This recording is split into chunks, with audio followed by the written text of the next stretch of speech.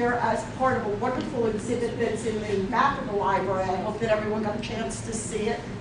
The Triumph of the Human Spirit, and he is a Holocaust survivor.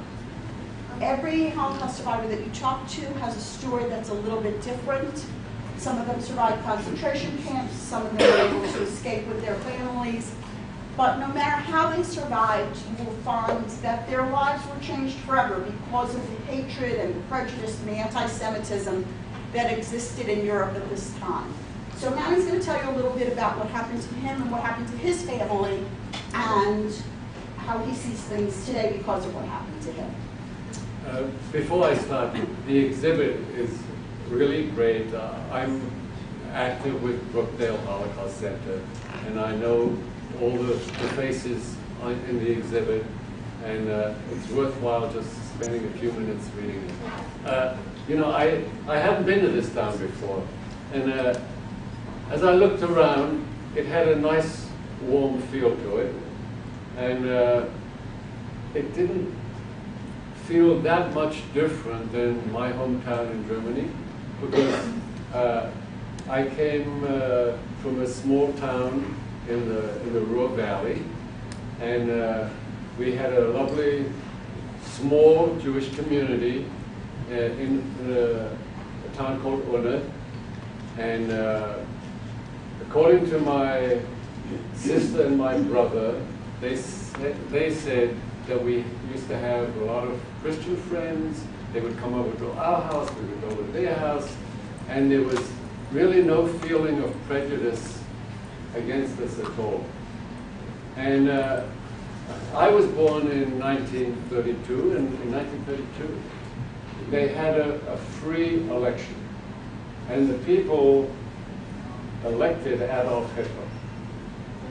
And so what my brother and sister told me was really, they were older than me, was when Hitler was elected, the country was in a state of depression. There were people out of work, the trains didn't work, and things were not good.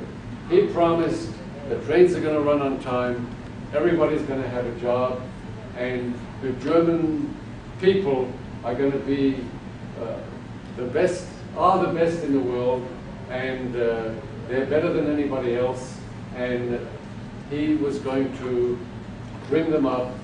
And as a sideline, he said something about getting rid of the Jews, which a lot of people, I guess, did not pay attention to. And then the word came down from the top, and it filtered down to the bottom, that the problems in the country were the Jews. And the problem in the country was other people. Homosexuals were the problem. We can't have people who are in wheelchairs. We can't have people who are mentally retarded because we're a super race. And the people in the beginning didn't listen that much to that, but slowly it filtered down, because my earliest memories are that, and they're different than my brother and sister's earliest memories. The boycott against Jewish establishments. Now, I live with my brother, sister, and blind grandfather, and a cousin, and my mother and father on top of the clothing store, which we rented and we owned. And my earliest memories were that the store was becoming emptier and emptier, because there was a boycott against doing it. But the decision at the railway station, there was somebody who said, the kids have to come with me and go in one direction, and they were going to go in the other direction. And for my parents, and it had to be a really courageous act, pushed us away, having really no idea what was going to happen to us or to them, but heading in different directions. They told me that two things. They were going to shave my head because they weren't going to let me on the boat with lice.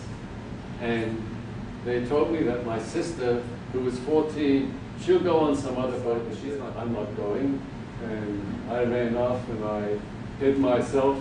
I ran and I ran and I hid.